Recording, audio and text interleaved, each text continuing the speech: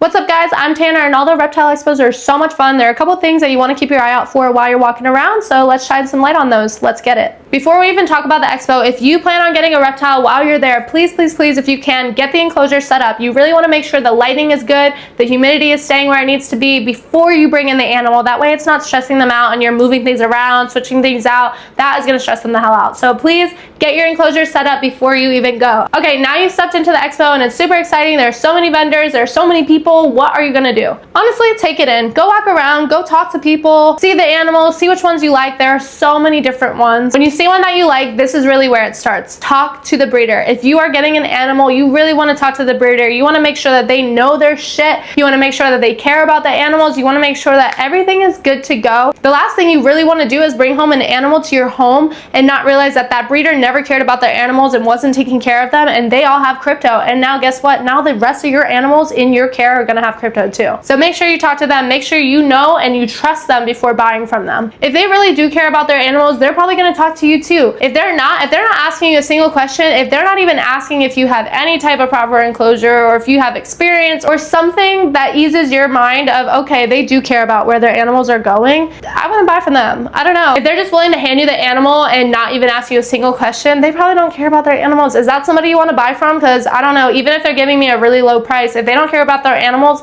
now I'm sussed about them and I don't know if I would want to buy from that. That's not something I want to support. This brings me into the next point, which is look at the prices that the animals are.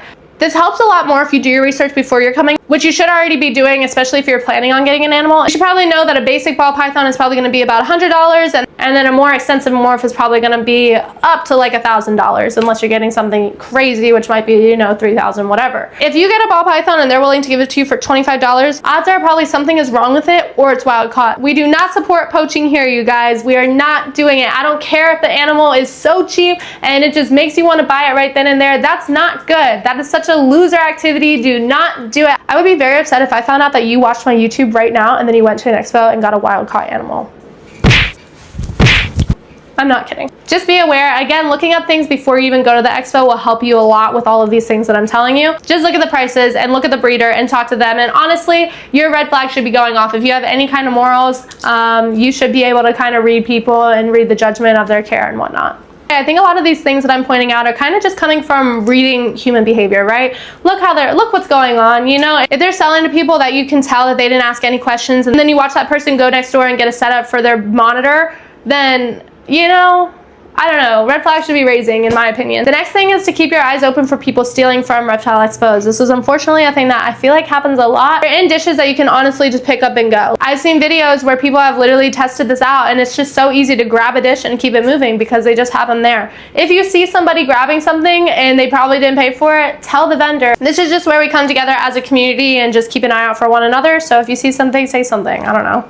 The next thing I think it's important to watch out for is yourself. Make sure you know how to pump the brakes. When you like an animal, this is my rule. Take 10 minutes and walk around. Take 10 minutes to really weigh out the pros and cons of that animal. Make sure you know what you're getting yourself into. If you've done your due diligence, you already know that breeder's gonna be there, you've already talked to them, then yeah, okay, go ahead, get your animal and get out of there. But if this is something that you didn't even think of getting, you talk to them, you feel confident, you do wanna get it, still do that 10 minutes. Really just take a minute, because also you never know. You might like that animal and you find a different breeder with that same animal that might be a little bit better or might look cooler or whatever. You never know. So please just take that 10 minutes and just ask yourself those things, do a little check, and you know, if everything is good, go get your animal. Next thing you want to do is also do a financial check, because you don't want to go in there saying you're not going to get anything, or maybe you're only going to spend $100 and you end up spending $1,000. That's never a good feeling. Trust me, I have almost been there before. So don't do that. Keep your budget in mind. Again, you should already have the enclosure set up, so that shouldn't even have to be a cost. So you should just know what you're planning on spending for your animal. Maybe you get an extra hide for an animal that you already have or something like that. Have your animals in mind.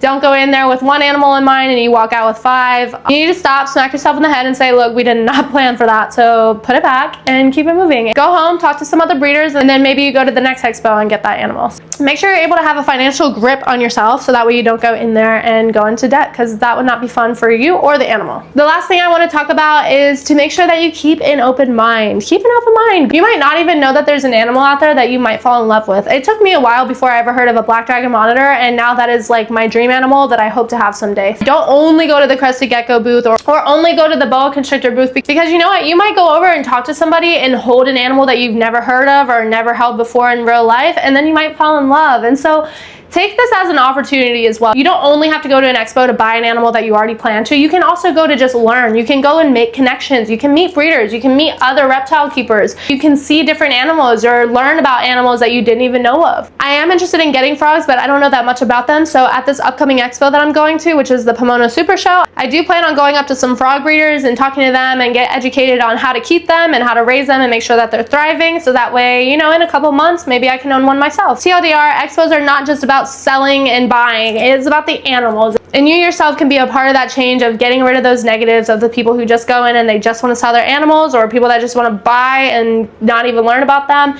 You have to do your part in the community and go in there and help other people learn. Remember one time I was in there and I was holding a ball python. I already had my boa constrictor, but I just wanted to hold one because it looked really cute. A family came up and they were looking at the snake I was holding, and they were very afraid of snakes, but the breeder was busy talking to other people, so I was able to kind of talk to them, and I ended up letting the mom like get close and touch the snake while I was holding it. So I was able to help them open their mind, and that's the way that you can play your part, you know, help other people learn, help other people be curious. So have fun, go out there, go learn, go be nice, go meet people, go see people that you already know, and have so much fun at the Reptile Expo. And please send me a picture or give me an update if you do end up getting a new animal. Give this video a thumbs up if you liked it, give it a thumbs down if you hated it and all of my things were stupid. As I always say, be kind, curious, goofy, and spooky, and I'll talk to you guys later. Bye!